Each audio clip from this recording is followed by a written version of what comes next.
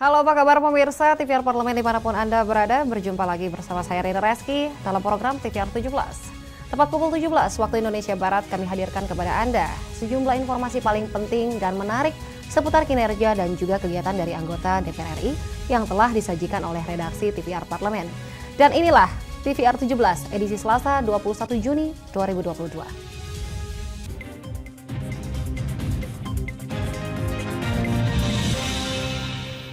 Baik, kita awali berita pada sore hari ini dari Ketua DPR RI, Dr. Honoris Causa Puan Maharani, menekankan pentingnya layanan kesehatan berkualitas bagi rakyat Indonesia. Puan menegaskan sudah menjadi tugas pemerintah dalam memberikan layanan kesehatan yang berkualitas seperti warga negaranya, seperti yang diamanatkan oleh konstitusi. Warga negara Indonesia berhak mendapatkan fasilitas layanan kesehatan yang berkualitas sesuai amanat konstitusi. Dalam sambutannya usai meresmikan Poliklinik Terpadu Rumah Sakit Umum Daerah Depati Hamzah, Pangkal Pinang, Bangka Belitung, Ketua DPR RI Dr. Honoris Causa Puan Maharani menekankan pentingnya layanan kesehatan berkualitas bagi rakyat Indonesia. Puan menegaskan sudah menjadi tugas pemerintah dalam memberikan layanan kesehatan yang berkualitas kepada warga negaranya, seperti yang diamanatkan konstitusi. Untuk itu, Puan menyambut baik peningkatan pelayanan kesehatan di Rumah Sakit Umum Depati Hamzah melalui pembangunan fasilitas layanan kesehatan baru yang di dalamnya sudah tersedia farmasi rawat jalan serta berdekatan dengan unit gawat darurat dan fasilitas radiologi. Pastinya sekarang ini pun masalah kesehatan yang masih menjadi persoalan utama. Bagaimana kemudian ekonomi itu bisa bangkit, ya kalau masalah kesehatannya itu bisa teratasi dengan baik. Sudah menjadi tugas negara untuk hadir, sudah menjadi tugas dari kita semua bagaimana bisa memberikan fasilitas kesehatan yang mumpuni. Saya mendengar bahwa di rumah sakit ini tadinya ada 13 poliklinik yang terpisah-pisah dalam 3 blok gedung, bahkan terpisah dari tempat pendaftaran.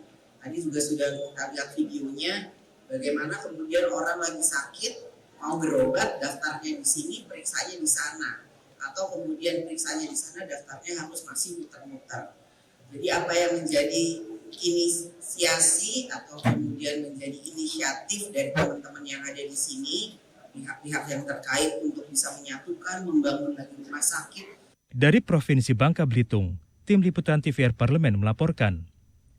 Dan kita beralih ke berita selanjutnya dari Komisi 2 menyetujui 5 rancangan undang-undang provinsi, yakni Provinsi Sumatera Barat, Riau, Jambi, Nusa Tenggara Barat, dan juga Nusa Tenggara Timur untuk dibawa ke rapat paripurna. Sejumlah fraksi menilai dasar pembentukan provinsi perlu penataan ulang karena undang-undang yang saat ini sudah tidak sesuai dengan perkembangan zaman. Komisi 2 DPR RI menyetujui 5 rancangan undang-undang provinsi, yakni Provinsi Sumatera Barat, Riau, Jambi, Nusa Tenggara Barat, dan Nusa Tenggara Timur untuk dibawa ke rapat paripurna. Sejumlah fraksi menilai dasar pembentukan provinsi perlu penataan ulang karena undang-undang yang ada saat ini sudah tidak sesuai dengan perkembangan zaman. Anggota Komisi 2 DPR RI, Reska Oktoberia, mengatakan rancangan undang-undang ini bisa menjadi solusi untuk menjawab perkembangan permasalahan dan kebutuhan hukum pemerintahan daerah dan masyarakatnya dalam rangka menjalankan roda pemerintahan serta mendorong percepatan kemajuan daerah dan meningkatkan kesejahteraan masyarakat. Reska berharap pembentukan 5 RUU tersebut akan menjadi dasar hukum bagi pembangunan di daerah agar terlaksana secara efektif dan sesuai dengan Undang-Undang 1945. Nah, kami memiliki catatan, ada beberapa catatan tadi diantaranya yang saya sudah sampaikan. Pertama yaitu tentang batas wilayah. Setiap provinsi ini harus jelas batas wilayahnya, sehingga dalam pengelolaan ataupun penataannya jelas mana yang menjadi otoritas dari satu provinsi. Sehingga tidak ada lempar kewenangan ataupun lempar dalam pembangunan atau penanganan terhadap provinsi tersebut. Dan yang pasti jelas satu provinsi memiliki undang-undangnya sendiri. Kita dulu masih digabung antara Sumber, Riau, dan Jambi. Pada saat sekarang kita membuat satu provinsi dengan satu undang-undang. Saya rasa ini satu hal yang harus kita apresiasi dan kami fraksi Partai Demokrat mendukung untuk ini ditindaklanjuti untuk disahkan dan ditindaklanjuti untuk menjadi undang-undang. Inisiatif DPR terhadap 5 RUU tersebut akan memperkuat otonomi daerah dan landasan konstitusi negara yang berdampak pada turunan hukum termasuk pembentukan peraturan daerah. Andri, TVR Parlemen melaporkan. Sosialisasi pencegahan penyakit mulut dan kuku kepada peternak dan juga pedagang perlu dilakukan secara masif. Kegiatan seperti ini penting dilakukan guna mencegah penyebaran wabah yang terus meningkat.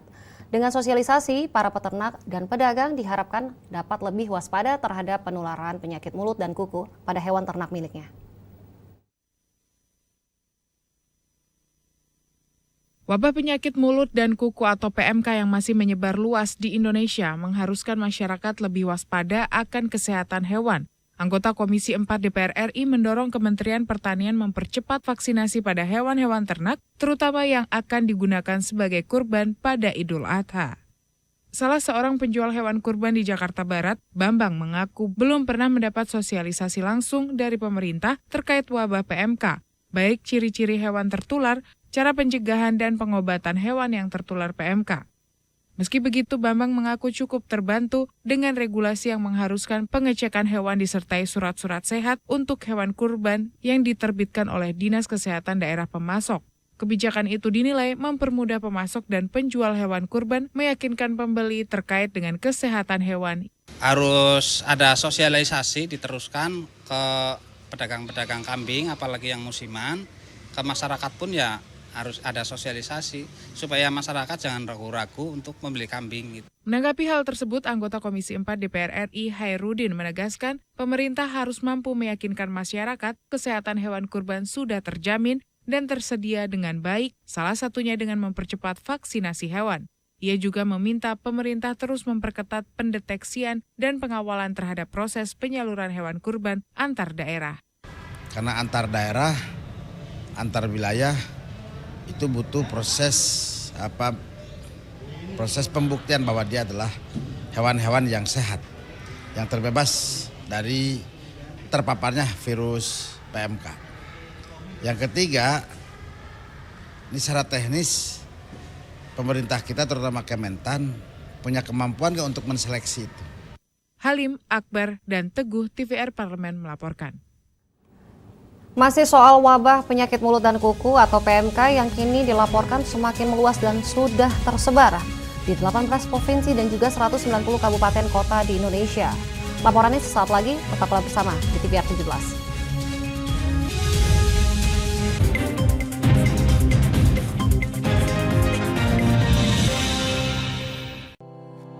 Tugas dan fungsi DPR RI sangat penting bagi negeri ini sebagai pengemban amanat rakyat. Namun tidak banyak yang tahu apa saja fungsi dan tugas dari DPR. DPR mempunyai 3 fungsi pokok, yaitu legislasi, anggaran, dan pengawasan. Ketiga fungsi tersebut harus dilaksanakan dalam kerangka fungsi representasi yang mengedepankan kepentingan rakyat berdasarkan aspirasi masyarakat dan untuk kesejahteraan rakyat. Dari fungsi legislasi, DPR RI mempunyai tugas dan wewenang untuk menyusun dan menetapkan program legislasi nasional bersama dengan pemerintah, menyusun dan membahas rancangan undang-undang, menerima rancangan undang-undang dari DPD, membahas rancangan undang-undang yang diusulkan oleh Presiden ataupun DPD, menetapkan undang-undang bersama dengan Presiden, menyetujui atau tidak menyetujui peraturan pemerintah pengganti undang-undang yang diajukan Presiden untuk ditetapkan menjadi undang-undang. Sementara, fungsi anggaran membahas dan memberikan persetujuan atau tidak memberikan persetujuan terhadap rancangan undang-undang tentang APBN yang diajukan Presiden, memperhatikan pertimbangan DPD atas rancangan undang-undang tentang APBN dan rancangan undang-undang terkait pajak, pendidikan, dan agama, menindaklanjuti hasil pemeriksaan atas pengelolaan dan tanggung jawab keuangan negara yang disampaikan oleh BPK, memberikan persetujuan terhadap pemindahantanganan aset negara maupun terhadap perjanjian yang berdampak luas bagi kehidupan rakyat yang terkait dengan beban keuangan negara. Dan fungsi pengawasan, melakukan pengawasan terhadap pelaksanaan undang-undang, APBN, dan kebijakan pemerintah, membahas dan menindaklanjuti hasil pengawasan yang disampaikan oleh DPD terkait pelaksanaan undang-undang mengenai otonomi daerah, pembentukan, pemekaran, dan penggabungan daerah, pengelolaan sumber daya alam dan sumber daya ekonomi lainnya, pelaksanaan APBN, pajak, pendidikan, dan agama. Terima kasih. Video ini dipersembahkan oleh TV dan Radio Parlemen Biro Pemerintahan Parlemen, Sekretariat Jenderal, dan Badan Keahlian DPR RI.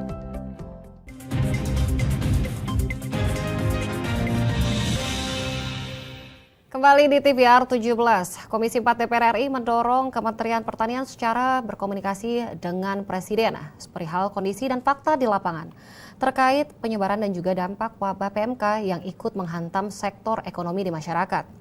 Dan ini berikut liputan mendalam yang telah dirangkum oleh tim redaksi TVR Parlemen. Wabah penyakit mulut dan kuku atau PMK semakin meluas dan sudah tersebar di 18 provinsi dan 190 kabupaten kota.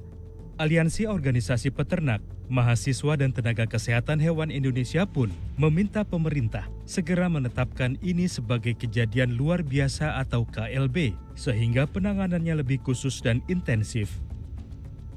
DPR RI melalui Komisi 4 mendesak pemerintah untuk mulai menghidupkan sense of crisis atau kewaspadaan di dalam upaya penanganan PMK yang melanda Indonesia. Anggota Komisi 4 DPR RI Yohanes Franciscus Lema mengatakan, Kementerian Pertanian harus segera berkomunikasi dengan Presiden perihal kondisi dan fakta di lapangan karena penyebaran dan dampak wabah PMK ikut menghantam sektor ekonomi masyarakat. Menurut Yohanes, penyebaran wabah PMK akan berdampak hubungan internasional dalam konteks perdagangan tentang kondisi hewan ternak di Indonesia yang dinilai mengkhawatirkan, sehingga pemerintah perlu menghidupkan kewaspadaan agar upaya penanganan wabah PMK dilakukan dengan maksimal. Mestinya hari ini pemerintah sadar dan mestinya Kementerian Pertanian sudah harus berani bicara dengan Presiden. Sampaikan kondisi real di lapangan seperti apa. Mungkin tingkat mortalitasnya masih kecil, mungkin ada tingkat kesembuhan. Tetapi dampak dari PMK ini bukan saja pada aspek mortalitasnya, tetapi multidimensional effect atau efek multidimensional, ya, pada berbagai aspek, terutama aspek ekonomi, ya. Banyak ahli juga sudah banyak bicara soal dampak hal ini. Belum lagi kalau persepsi ataupun image internasional yang melihat bahwa peternakan Indonesia itu tidak aman. Ya, Australia itu sudah memberikan warning kepada masyarakatnya untuk hati-hati masuk ke Indonesia karena peristiwa PMK ini. Nah, ini tentu akan ada dampak secara perdagangan internasional. Ya, hari-hari ini harga sapi, harga ternak kita pasti juga sudah anjlok. Dan ingat, kalau kita belum bisa mengidentifikasi asal muasal virus PMK yang masuk ke negara kita, dari mana kita juga akan kesulitan untuk bisa menghasilkan vaksin. Saat ini, virus PMK masih dalam tahap penyelidikan oleh pemerintah dan mitra kerja terkait. Menjelang Idul Adha 1443 Hijriah, masyarakat disarankan untuk menyembelih hewan kurban di rumah potong hewan atau RPH. Akan tetapi, hal ini dinilai sulit karena masyarakat sudah terbiasa menyembelih hewan kurban di masjid-masjid terdekat. Ditemui usai konferensi pers di Media Center DPR RI, anggota Komisi 9 DPR RI Nabil Harun meminta pemerintah mensosialisasikan pemotongan hewan kurban di RPH dengan melibatkan organisasi masyarakat atau agama untuk mendukung hal tersebut. Investigasi terhadap para penjual hewan kurban juga harus dilakukan untuk membuktikan hewan kurban dalam keadaan sehat dan layak untuk disembelih. Menurut saya, bagaimana pemerintah dan stakeholder ini bisa mengajak peran serta masyarakat untuk bersama-sama memikirkan ini harus ngapain, dan setelah harus ngapain apa yang harus dilakukan, terus pelaksanaannya juga harus melibatkan masyarakat. Karena pemerintah, mohon maaf, dengan anggaran sebesar apapun kalau tidak melibatkan masyarakat tidak akan bisa jalan. Saran yang sama diusulkan oleh Ketua Harian Yayasan Lembaga Konsumen Indonesia, Tulus Abadi. Tulus meminta agar pemerintah mempercepat investigasi terhadap laju distribusi hewan ternak, termasuk impor hewan ternak dari luar negeri, karena terdapat kemungkinan penularan PMK yang berasal dari impor hewan. Sebab di Indonesia telah lama tidak ditemukan adanya virus PMK.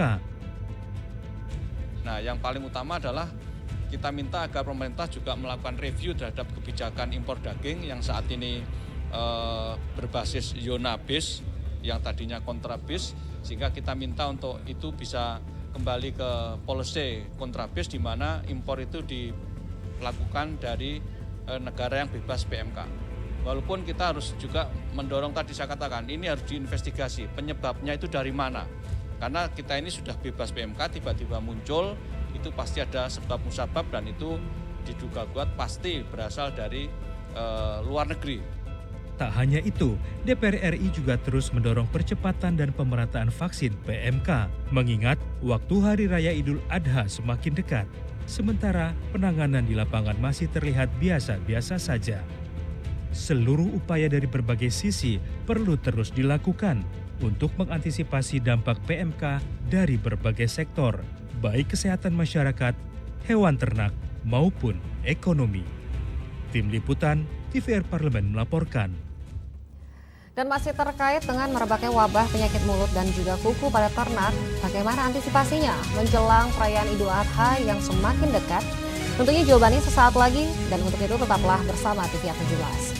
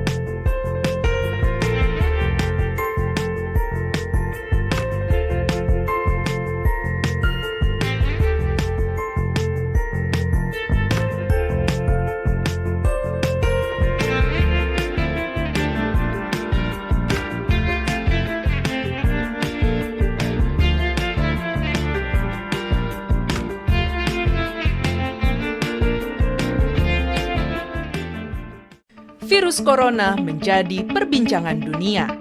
Beberapa negara sudah terjangkit. Ribuan orang di Indonesia terkena virus ini. Kita perlu antisipasi dengan melakukan hal berikut.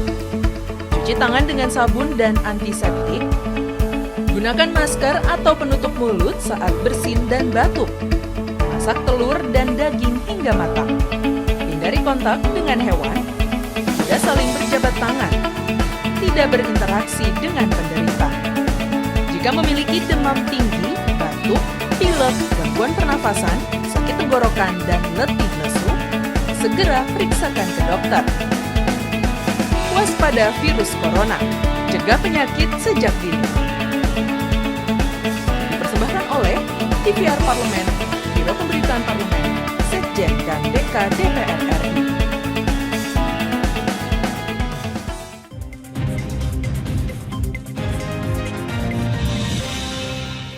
Terima kasih Anda masih menyaksikan TVR 17. Jelang perayaan Idul Adha, DPR mendesak agar pemerintah betul-betul hadir dan juga memberikan jaminan bahwa hewan kurban telah aman dari bahaya penyakit apabila dikonsumsi oleh masyarakat. Hewan kurban dipastikan harus benar-benar sehat dan terkonfirmasi negatif dari wabah virus PMK.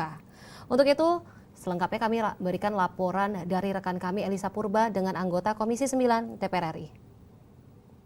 Ketahui bahwa belakangan ini penyakit mulut dan kuku yang terjadi pada hewan ternak sedang meresahkan masyarakat, apalagi menjelang Hari Raya Idul Adha. Dan saat ini saya sudah bersama dengan salah satu anggota Komisi 9 DPR RI, pertama Bapak Gus Nabil. Bapak, terima kasih atas waktunya ya Pak. Dan sementara kita akan sedikit berbincang terkait dengan amankah untuk hewan kurban menjelang Idul Adha ini dan tengah adanya PMK. Bagaimana Pak terkait dengan amankah untuk berkurban Pak di tengah PMK ini? Ya, PMK ini yang melanda hewan ternak ini saya kira sampai hari ini sesuai dengan statement WHO dan Menkes relatif aman dan tidak mudah menular ke manusia. Namun kita juga tetap harus berhati-hati karena virus bisa saja bermutasi dan kita tidak bisa menduga itu. Kemudian yang berikutnya adalah yang penting bagaimana pemerintah, ya, para stakeholder bisa mengajak peran serta masyarakat, bisa melalui ormas Islam maupun yang lain untuk bersama-sama memikirkan ini dan harus melakukan apa setelah itu. Baik, terkait dengan tindakan pencegahan atau preventifnya Pak, yang sudah dan akan dilakukan bagaimana Pak? Ya, kalau dalam istilah kesehatan kan ada namanya promotif, preventif, dan kuratif ya. Nah, yang penting adalah promotif preventif ini, dan saya kira pemerintah sudah cukup bagus menyiapkan vaksin untuk hewan-hewan ternak ini. Ini merupakan salah satu langkah preventif. Namun meskipun begitu, kita juga masih memberikan catatan kenapa kita sendiri tidak bisa menyiapkan vaksinnya misalnya. Kenapa harus impor dan lain sebagainya. Nah, ini mungkin catatan sehingga ke depan kita bisa mengantisipasi jika terjadi wabah seperti ini. Sedikit lagi Pak, dikabarkan kan kita butuh 28 juta vaksin untuk hewan ternak kita yang terkena PMK ini Pak, untuk mencegah PMK juga. Namun kita khawatirkan menjelang Idul Adha di bulan Juli ini belum 100% hewan ternak di Indonesia bisa mendapat vaksinasi. Nah, terkait nanti Pak, bagaimana dengan masyarakat? Apakah ada cara untuk mengidentifikasikan daging mana yang sudah terkena dengan PMK, terkontaminasi PMK, serta apakah ada teknik khusus ketika memasak atau bagian tubuh mana dari hewan kurban yang tidak boleh dikonsumsi misalnya Pak? Ya, saya kira pertama yang harus dilakukan adalah survei terhadap hewan-hewan ternak itu sendiri. Nah, kemudian dari survei itu tentu kita akan bisa melihat real situasinya seperti apa, sebagai pertimbangan kita akan melakukan apa, dan kemudian kita menghimbau kepada masyarakat di situasi wabah seperti ini, bagaimana tidak ada pergerakan hewan ternak ya dari zona-zona yang sudah jelas terkonfirmasi positif PMK, dan kemudian bagaimana kita menyarankan kepada masyarakat untuk bagaimana bisa menyembelih hewan ternaknya di RPH dengan cara-cara yang lebih aman, higienis, dan saya kira memang ini tidak mudah. Namun jika kemudian pemerintah ini bisa menggandeng ormas-ormas Islam yang jelas punya akar rumput di bawah, saya kira itu akan lebih mudah. Baik, terima kasih atas waktunya Pak Gus Nabil ya Bapak. Dan pemirsa, demikian tadi hasil wawancara kami dengan salah satu anggota Komisi 9 Bapak Gus Nabil. Dan sekian informasi yang dapat kami sampaikan. Dengan demikian berakhir pula forum legislasi pada hari ini. Sampai bertemu di forum legislasi berikutnya. Sampai jumpa. Baik, sesaat lagi kami hadirkan kepada Anda sorotan media nasional seputar DPR RI. Usai jeda berikut ini, tetap di TVR 17.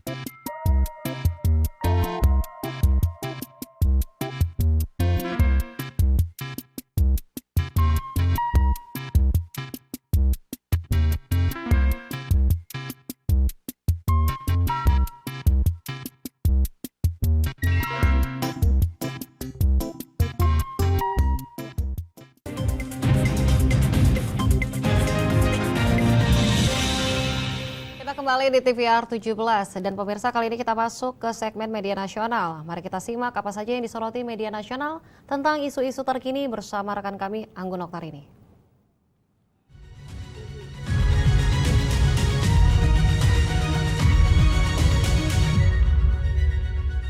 Terima kasih rekan Rini dan halo apa kabar pemirsa TVR Parlemen. Mari kita bahas apa saja yang menjadi headline media online pada hari ini. Yang pertama yaitu tentang DPR yang menginisiasi cuti ayah selama 40 hari dalam draft rancangan undang-undang KIA. Dan di sini DPR menginisiasi cuti ayah selama 40 hari bagi suami yang istrinya melahirkan di dalam rancangan undang-undang kesejahteraan, maksud kami kesejahteraan ibu dan anak atau KIA. Dan di sini pada rancangan undang-undang ini DPR juga mengusulkan penambahan waktu cuti melahirkan bagi ibu pekerja dengan total cuti selama 6 bulan. Di beberapa media disebutkan di sini Wakil Ketua Badan Legislasi DPR RI Willy Aditya menyatakan bahwa rancangan undang-undang KIA ini menguatkan hak para suami untuk dapat mendampingi istrinya yang melahirkan atau mengalami keguguran. Usulan ini ada dalam pasal 6 draft rancangan undang-undang KIA yang mengatur suami berhak untuk mendapat cuti pendampingan ibu melahirkan paling lama di 40 hari atau ibu yang mengalami keguguran paling lama 7 hari. Di sini Willy pun menyebutkan bahwa rancangan undang-undang KIA ini dirancang untuk menciptakan sumber daya manusia Indonesia yang unggul dan juga terkait dengan rancangan blend in, dan di sini ini juga menitik beratkan pada masa pertumbuhan emas anak yang merupakan periode krusial tumbuh kembang anak. Willy di sini juga menambahkan pemirsa terkait dengan rancangan undang-undang KIA ini juga sejalan dengan UNICEF dan yang didorong maksud kami para orang tua untuk setidaknya mengambil 6 bulan cuti merawat anak berbayar. Beberapa negara pun telah mengadopsi aturan cuti ayah yang juga dianggap sebagai bentuk dukungan bagi kesejahteraan, maksud kami kesetaraan gender dan kesejahteraan. Cuti ayah sangat penting dalam pertumbuhan anak dan Willy pun berharap rancangan undang-undang KIA ini dapat memberikan kesempatan yang sama bagi ibu dan ayah dalam mengasuh anak. Dan pemirsa, di beberapa media selanjutnya juga kita akan membahas terkait dengan perkembangan informasi seputar pelaksanaan ibadah haji yang akan segera berlangsung. Di beberapa media disebutkan bahwa di sini ada Komisi 8 DPR RI terus mendorong Kementerian Agama untuk meningkatkan pelayanan haji terkait kenaikan biaya pelayanan di sini Masyar Haji 2022 selama di Arafah, Musdalifah dan Mina. Pelaksanaan haji kali ini tentu menjadi perhatian khusus bagi Kementerian Agama selaku panitia penyelenggara ibadah haji. Pasalnya, haji kali ini berlaku penyesuaian yang berkaitan dengan kebijakan pasca pandemi, baik di dalam negeri maupun di luar negeri. Kementerian Agama di sini pun merespon cepat berbagai perubahan-perubahan tersebut dengan terus melakukan di sini koordinasi terkait lintas sektoral untuk menyukseskan penyelenggaraan haji ini. Dan tentunya memberikan layanan terbaik bagi jemaah haji Indonesia. Ada juga ini ada sebutan dari Wakil Ketua Komisi 8 DPR RI Aceh Hasan Syadili juga meminta Kementerian Agama dapat terus melakukan sosialisasi dan edukasi kepada jemaah calon haji untuk selalu waspada dalam menghadapi cuaca panas ekstrim di Arab Saudi pada pelaksanaan ibadah haji di tahun 2022 ini. Pemirsa, Aceh pun menjelaskan kondisi di Arab Saudi saat ini sedang mengalami musim panas dengan suhu rata-rata di 40 hingga 44 derajat Celcius. Bahkan suhunya bisa lebih tinggi dari yang diperkirakan. Dan untuk itu Aceh menyatakan bahwa pentingnya untuk terus melakukan sosialisasi dan edukasi terkait cuaca ekstrim di Arab Saudi demi menjaga keselamatan jemaah haji yang tidak berasal dari Indonesia. Wakil Ketua Komisi 8 DPR RI, Diah Pitaloka mengungkapkan DPR RI menjadikan kesehatan jemaah sebagai prioritas dalam penyelenggaraan haji tahun ini. Tim kesehatan harus bekerja lebih ekstra dalam memonitor, memperhatikan, dan menjaga kesehatan jemaah haji Indonesia. Nah, itu dia pemirsa headline media online pada hari ini mengenai DPR yang menginisiasi cuti ayah selama 40 hari dalam draft rancangan undang-undang KIA dan juga perkembangan informasi seputar pelaksanaan ibadah haji. Saya Angga Doktarini kembali ke rekan Rini.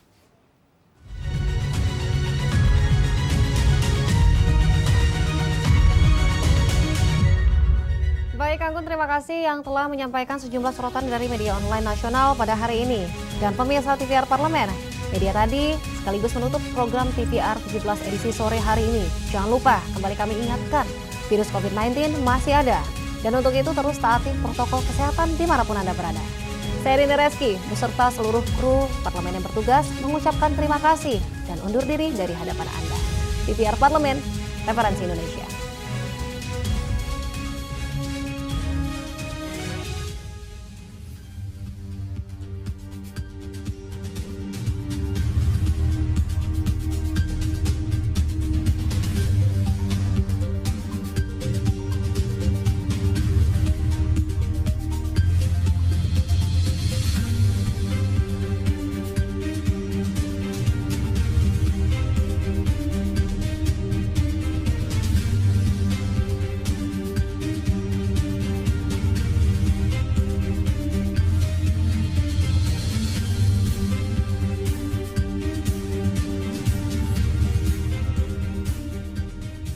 Badan Akuntabilitas Keuangan Negara atau BAKN sebagai